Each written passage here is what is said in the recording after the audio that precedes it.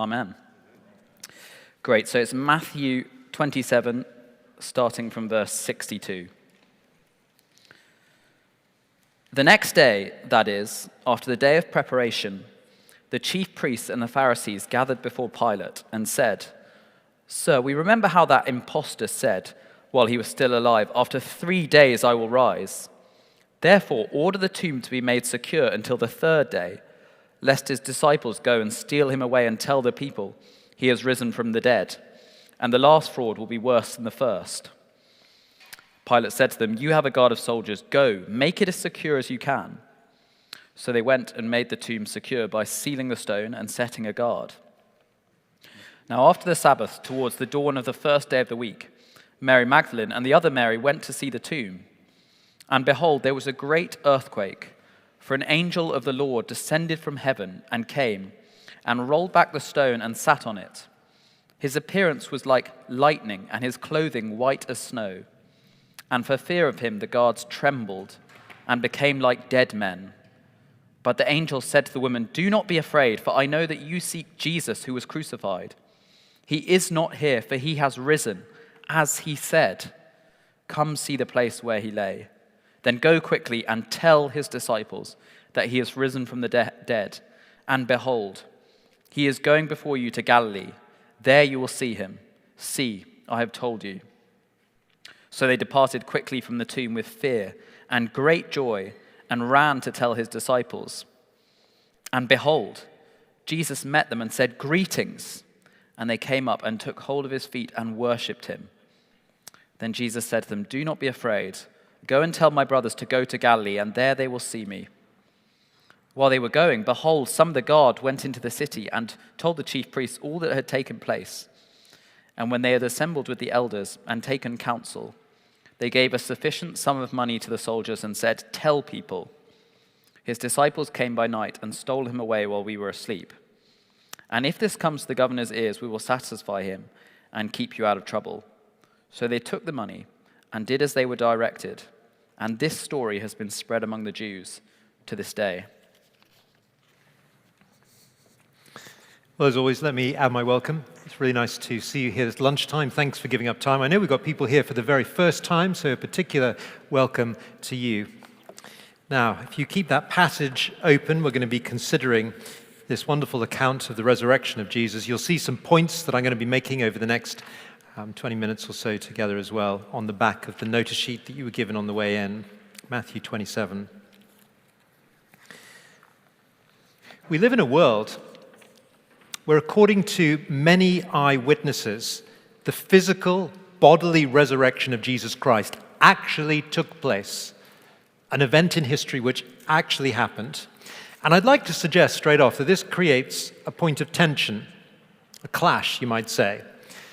A point of tension between what we accept as normal and everyday, we could call that our sort of natural, everyday experience, and something extraordinary, something unique. We might say a supernatural addition. And sometimes it's very hard to see beyond the natural because it's so demanding, so busy. The career ladder, the demands of the client, the boss, probably both, markets in turmoil, whatever it is that's going around, it can completely distract us from everything apart from the immediate and the demanding. Well, the Christian Easter story, I'd like to suggest that it gives us evidence that the everyday and the mundane and everything that's flying around our heads is not all there is. Easter invites us to consider for ourselves an additional dimension. In other words, the supernatural is not a fairy story. Eyewitnesses have said and actually staked their life on the fact that there really are angels, that there really is life after death. That there was 2,000 years ago a man who walked out of his tomb alive after having died 3 days before. The supernatural is actually remarkably well documented. The evidence is overwhelming. And we're going to consider some of that evidence for ourselves. We're going to take Matthew's account. That's what we heard read just now. And I want to encourage you, even at this stage, to To carry on reading Matthew, you might want to start at the beginning. Heard a little bit of it read just now, the end. It's quite good to start at the end sometimes. We started at the end, and I'd encourage you to take one of these away and read it at Easter. We've got a stack of them at the back. Take one away for free and read for yourself. Who was Matthew, you might say? Well, Matthew, one of the 66 books of the Bible, Matthew was an eyewitness to the events that we're hearing about. He was also, before he became a disciple of Jesus, he was one of the Jewish nation who was employed by the occupying Roman forces to collect taxes from his fellow Jews. And so from the Jewish perspective, he was very much working for the enemy. One day, as he went about his business, Jesus came up to him and said, "Follow me." And he was overwhelmed, compelled. He became one of the 12 disciples, one of the people who was prepared to write down the account of everything that he saw, one of the people who was prepared to then give his life. He was martyred for his faith. We're going to hear his account, and I've got 3 points. You'll see them on the handout there. The first one, very simply, Jesus rose from the dead. I'm going to talk you through the story again, just so that we can really think about it. I've got a few observations to make. So look back at 28, verse 1. Now, after the Sabbath, toward the dawn of the first day of the week, Mary Magdalene and the other Mary went to see the tomb. Now, Matthew has mentioned these two Marys before. They'd been with Jesus. Throughout his ministry, they'd come to know him, they'd watched him, they'd observed lots of different aspects. Particularly, recently, they'd watched him die on the cross. On that first Good Friday, they watched his lifeless body taken down from the cross and laid in a tomb. Now it was Sunday morning, so these events are now 48 hours just over old in their minds, and they wander back to that place of tears. Look at 28 verse 2. Behold, there was a great earthquake, for an angel of the Lord descended from heaven and came and rolled back the stone and sat on it. His appearance was like lightning and his clothing white as snow. I don't know what you've heard about angels, if you're sort of thinking of that Red Bull advert with little sort of fairy-like things sort of flying around. Angels in the Bible could not be further from that sort of image. Angels in the Bible are God's mighty warriors. As this angel descends, it's as though the whole sort of created order recoils. Just at his presence, there's a great earthquake. It marks the reaction to the earth as it meets a heavenly being. Perhaps not surprisingly as well, every time you come across an angel in the Bible, if the angel wants to have a coherent conversation with the person that he's going to interact with, he has to tell them not to be afraid, because otherwise they're scared senseless. And needless to say, these Roman guards, the angel did not say such thing to them. The angel just appears, and what happens to the Roman guards? I mean, they've been put in charge of watching the tomb. Look at verse 4. For fear of him, the guards trembled and became like dead men. I mean, that is an amazing reaction. You know, these weren't little children who were having their first encounter with something a little bit scary. These were Roman guards, hardened soldiers taught to kill. They had one job. A soldier was taught to kill and to expect to be killed. Now, they see, didn't have any interaction. They see an angel and they become, look at the last 4 words, like dead men. Look at verse 5. The angel said to the women, "Do not be afraid." You see what I mean? Angel has to sort of give reassurance. Don't be afraid, for I know that you seek Jesus who was crucified. He's not here, for he has risen. As he said, come see the place where he lay. Now the angel rolled back the stone. It's quite interesting. Not to let Jesus out, but so that the women might look in and see the place where Jesus had been. Jesus wasn't there because he's alive, he's risen. Just in case you're in any doubt, the two Marys encounter Jesus. Look at verse 9. Behold, Jesus met them and said, "Greetings." And they came and took hold of his feet and they worshipped him. Now, it's quite interesting as you sort of put all of that sort of evidence together that Matthew's assembled for us. From the two women's perspective, they'd heard the angel's testimony. They saw the empty tomb. Then they saw Jesus himself in the flesh. He spoke to them. They grabbed hold of his feet as they flung themselves sort of down before him in this act of worship. Remember what they'd seen just a few days before. Jesus had been flogged, nailed to a cross. They would have witnessed him as he'd been speared by the Roman centurion to make sure he was dead. Now, here he is in a resurrected body.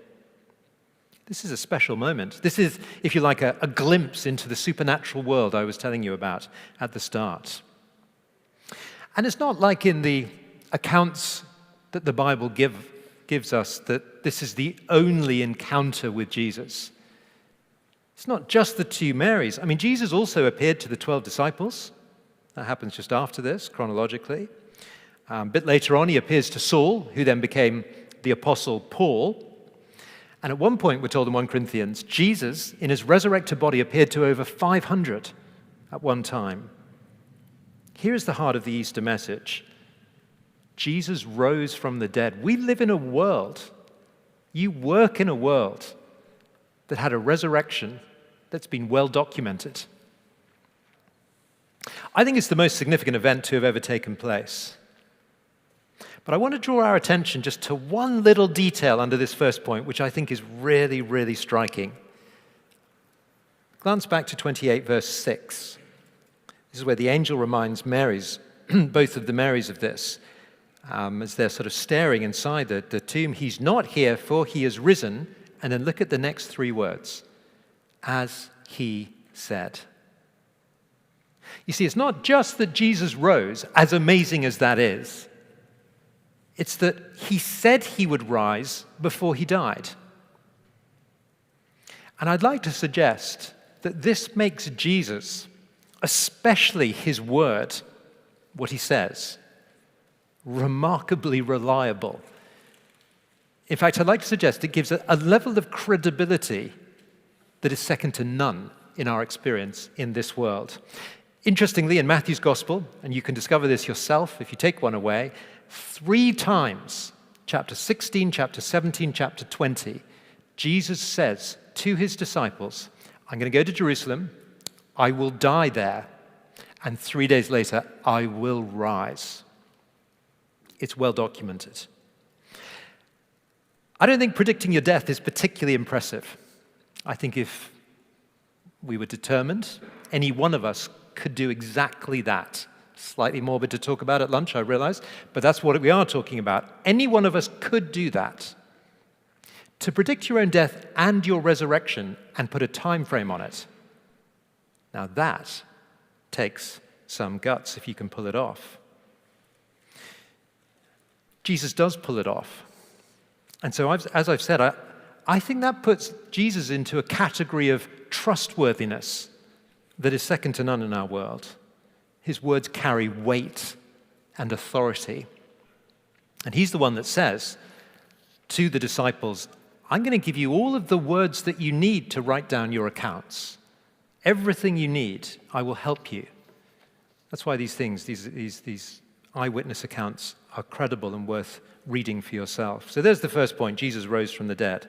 A couple of other things as well, which I won't spend quite so much time on. Jesus offers his family, and then Jesus leaves us a message. So you'll see the second point there. Jesus offers us his family. It's quite interesting when you consider where the disciples are at this stage. I mean, the 2 Marys go, and they're the first witnesses to the tomb. What about all the disciples? Where are they? Well, they've all scarpered. They're all hiding. They're all deeply ashamed, especially Peter. If you remember, the last thing that Peter, the last sort of encounter that we sort of heard about was he had the opportunity to uphold and to stand by Jesus. He'd publicly declared a little bit before this opportunity that he would even die for Jesus. And then a very lowly servant girl, we're told, asks Peter, and Peter denies that he even knows Jesus. He's so ashamed. So the disciples have all scarpered. They're full of guilt and shame. But again, there's a wonderful little detail in the passage which must have been music to their ears. Look at verse 10. Jesus said to them, that is to the Marys, don't be afraid, go and tell my brothers Go and tell my brothers to go to Galilee. There they will see me. Now that term brothers in Matthew's gospel is a way that Jesus refers to anybody who will listen to him, anybody who will accept his authority. Back a few chapters in chapter 12, he has a big crowd gathered in front of him who are listening, and he describes that group as his brothers. Collectively, brothers and sisters are those who listen to the words of Jesus and accept the authority of those words. Jesus says, you're my family if you do that.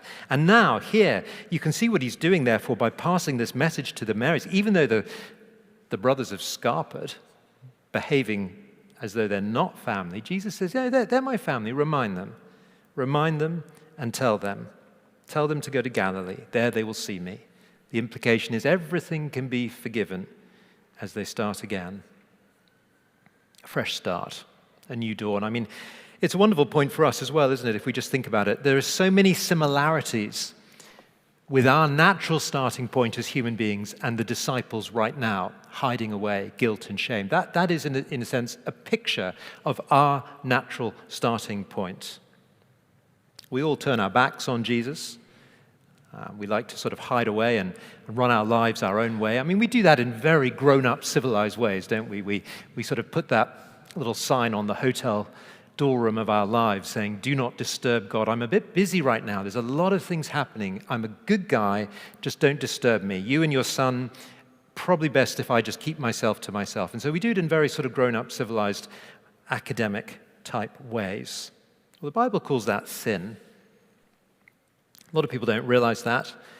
Sin isn't just the bad things that we do, although it includes that. Sin is, in a sense, the worst thing we do, which is pushing God, pushing Jesus out of our lives. And the great news is, of course, that the reason Jesus died on the cross is to take the punishment for my sin. And so this family that he's now opening up, he opens up to anyone who will accept that death is something they deserved. You too could join that family. It's so simple. The family can be joined as simply as this. There's an acknowledgement that there is a problem. Sorry for my sin. Thank you for the cross. That's how easy it is to join this family. A sorry and a thank you, said from the heart before your heavenly Father. Guilt and shame and failure can be given to Jesus. He can wipe the slate clean. His family really is open to anyone. And that makes the Easter story just wonderfully applicable and leads us naturally to the final point, which is the message. It's a message that we should go and tell. I mean, this is a message that's really worth telling people. I think as Matthew closes off the gospel here, there's an expectation, of course, that there is a message that's worth telling.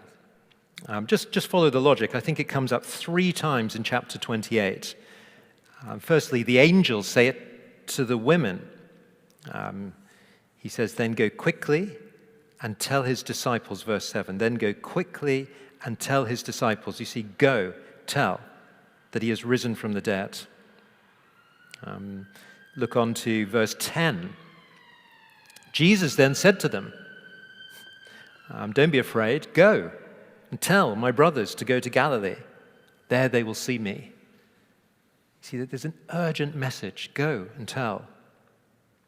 Well, the women did exactly what Jesus said. They did take the message. The brothers, the disciples were reassembled. They met with Jesus. And it wasn't long, of course, before then Jesus gives some of the most famous words in his gospel to all the disciples. We didn't read these at the beginning, but I'll read them now. Just look at verse 16. So right towards the end. Now the 11 disciples went to Galilee, to the mountain to which Jesus had directed them. And when they saw him, they worshipped him. But some doubted. And Jesus came to them and said to them, all authority in heaven and on earth has been given to me. Go therefore and make disciples of all nations, baptizing them in the name of the Father and the Son and of the Holy Spirit, teaching them to observe all that I have commanded you. And behold, I am with you always to the end of the age. Well, given this incredible news that Jesus has risen, I mean, can you think of anything more wonderful to be telling people? But interestingly, and here's just a little bit of a twist that we can sort of finish on. Interestingly, the message of going and telling people about the resurrection of Jesus, it's not the only message that we're told by Matthew that will be circulated. There is an expectation that there will be another message that goes out at the same time. Just look at if you look back at chapter 27, verse 64, the same guards that have been carefully placed by the tomb to stop any crazy rumors. Do you remember back in verse 64, therefore order the tomb to be made secure until the third day, lest his disciples go and steal him away and tell the people he's risen from the dead, and the last fraud will be worse than the first. Now, these same guards that were put there to prevent the body from being stolen, look what happens afterwards, after they've sort of lost the body, so to speak. Look at verse 12 of chapter 28. When they'd assembled, as guards, with the elders and taken counsel, they gave a sufficient sum of money to the soldiers and said, "Tell people, his disciples came by night and stole him away while we were asleep." So do you see there's another message of going and telling people? It's sort of quick, damage control. We lost the body and the rumors are starting. We need to control the narrative. Now, it's a ridiculous thing to say. Logically, if the guards were asleep, how could they be sure that the disciples were the ones that stole the body? I mean, it doesn't make any sense, does it? So logically, it doesn't hold up. But reputationally, for soldiers to be circulating a story that involved them falling asleep on the job was a very risky thing for a Roman soldier to be doing. I mean, what on earth do they think is going to happen when their commanding officer gets hold of that news? Sleep on the job, causing all this difficulty? Surely that would have put their lives at risk. So, I mean, they say that money can buy anything. I guess it must have been a very large sum of money in the end that paid them off to take that sort of risk. Who knows? Certainly at the time that Matthew was writing this account, the story that they told was in active circulation. That's what we're told. Verse 15, they took the money, they did as they were directed, and this story's been spread among the Jews to this day. But you see, this is really important. Here is Matthew describing the climate with which we should expect to hear the news of the resurrection. So the news of the resurrection, as I've just presented it, holds true. But we should expect there to be other narratives going on as we hear this news. That's what Matthew's telling us. And I'd like to predict right now, between now and Easter, that you will be hearing and reading about some of these sort of modern-day equivalent narratives in the press, in social media. I see them every time. I think probably I get, because of my algorithms as a vicar, they probably all sort of get sent to me. I always see these sort of things. I'm sure you will as well. Certainly, if you watch Channel 4 enough, you get them pretty regularly. For example, what are the four that I often hear? Well, the first one is the wrong tomb theory, that the women were confused. They were so full of grief. I mean, you've got to be confused, haven't you, when you've lost your dear friend Jesus? They went to the wrong tomb, the poor things. Of course, there wasn't anybody there. That doesn't make sense. It's obvious, really, isn't it? I mean, the Roman soldiers were also then stationed at the wrong tomb and fell asleep at the wrong tomb and everything like that. Anyway, that doesn't work. But that is actually a well-circulated story.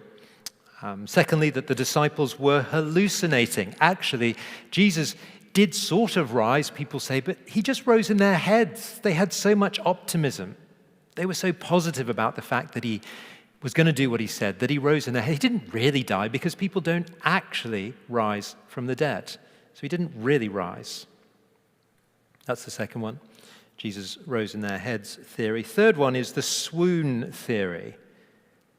Jesus wasn't actually dead when they put him in the tomb. Didn't you know he passed out? He looked dead to a lot of people, probably didn't have a pulse, or hardly one at all. It had slowed right down, but the cold tomb revived him. That's the sort of thing that you'll often hear from Muslims as well, the swoon theory. Jesus didn't die, he was revived. And then fourthly, the stolen body theory, which is the one that they started on in Matthew's gospel there. I would like to suggest, and I hope you're convinced, that it's just a lot easier believing the actual account It's just a lot easier looking at the evidence and realizing that actually Jesus did rise. I mean, why else would the disciples be prepared to do what they did and give their lives? You know, out of all the disciples, all apart from one were martyred for what they believed. The one that wasn't martyred, that was John, well, he was exiled, and he died an exile. And yes, sure, you often hear people point out, well, people are very happy to sincerely believe things and even die for things that they sincerely believe that are wrong. Yes, that's true. But 12 people do not give their lives, and they gave their lives in, they were martyred in quite horrendous ways. Things that would make you not have any appetite over lunch, if I told you. Some of them died in horrendous ways. You don't do that if you know that you're dying for a lie. And yet all 12 of them did. So let me close with an illustration. It's one that some of you may have heard before. I think it's a very helpful one around Easter. You may find it's helpful for talking to some of your colleagues about as well, as in terms of bringing the truth of Easter to bear. The waiting room of life. I mean, we all know what it's like to go to a waiting room. Sit in the waiting room and you wait your turn to go through the door marked doctor or dentist. Well, the waiting room of life has a different sign on the door, not doctor or dentist, but death. And as we go through life, one by one, people around us get up and they walk through that door marked death. And that's obviously a very sad situation when we lose somebody that's close to us as they take their turn and walk through that door. Well, the question that we should be asking in the waiting room of life, actually, the fundamental question of life, what happens on the other side of that door? I'm watching people walk through it. I'm going to be walking through it. What happens on the other side? Well, you see, we don't need to speculate anymore. We don't need to say, oh, nobody knows, we can't be sure, or make up the fact that we believe there's just annihilation and nothingness, which is just a made-up fantasy. We don't need to do that because speculation ended 2,000 years ago. The first Good Friday, Jesus walked through that door marked death. The first Easter Sunday, he walked back out again into the waiting room, so to speak. And so we're not left guessing. We're not left speculating. He said he would rise from the dead. We really can trust him. If we want to make sense of the big questions like what does happen the other side of that door, well, we can trust what Jesus says. And what Jesus does is open up a family. He says, come and join my family. Come and have the security and peace of mind that you too will know what happens on the other side of that door. And so, as we sit here in the waiting room of life, as you go back to the offices in the waiting room of life, what are you going to do with your time? Well, here's a message that's worth telling. Here's a message that's worth asking our friends and our colleagues to consider. Wonderful news for all who will consider the Lord Jesus and take this eyewitness account seriously. So why don't you take one of these things away? We'll close stumps there, draw stumps there. Take one of these away and come and join us again when we start again after Easter. I'm going to close there. Back to Alex.